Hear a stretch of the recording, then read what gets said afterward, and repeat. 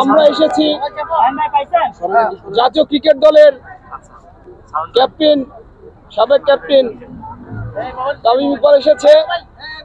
এখানে আমরা সারাক্ষণই বলি আমাদের তেমন বলার কিছু নাই, শুধু এরকম মহিষী নারীর জন্য সবার কাছে দোয়া চাচ্ছি, সবাই তার জন্য দোয়া করবেন।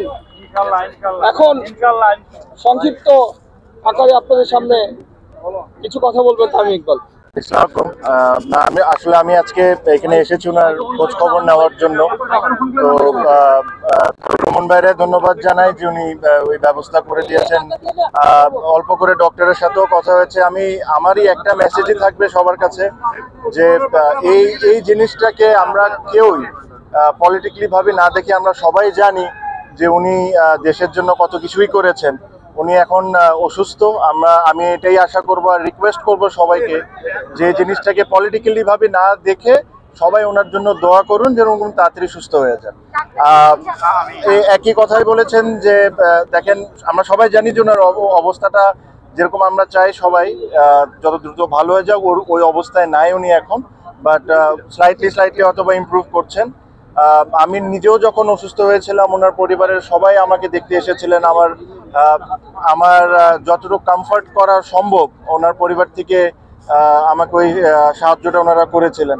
তো আমার কাছে মনে হয় যেটা আমার দায়িত্ব ছিল, প্লাস আমি অনেক দিন ধরেই চাচ্ছিলাম যে এসে ওনাকে একবার দেখে যাই। আপনারা জানেন যে দেখা হওয়াটা সম্ভব না, বিকজ উনি সিসিওতে আছেন, বাট ওনার পরিবারের অনেকের সাথে দেখা হয়েছে। সো আমি আমার সালাম আর আমার উইশেস ওনাকে জানিয়েছি।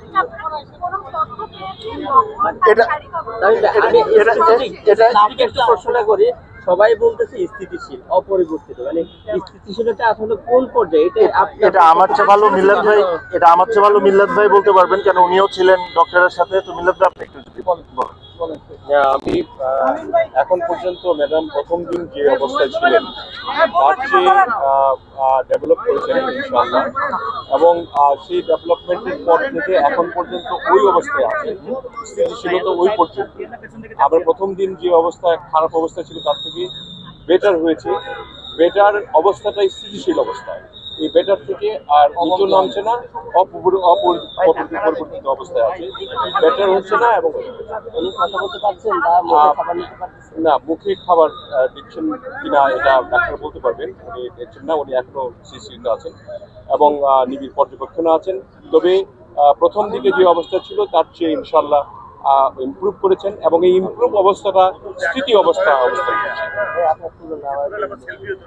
আমি বশিরুজ্জামান মিল্লাত, ওকে, সবাইকে ধন্যবাদ।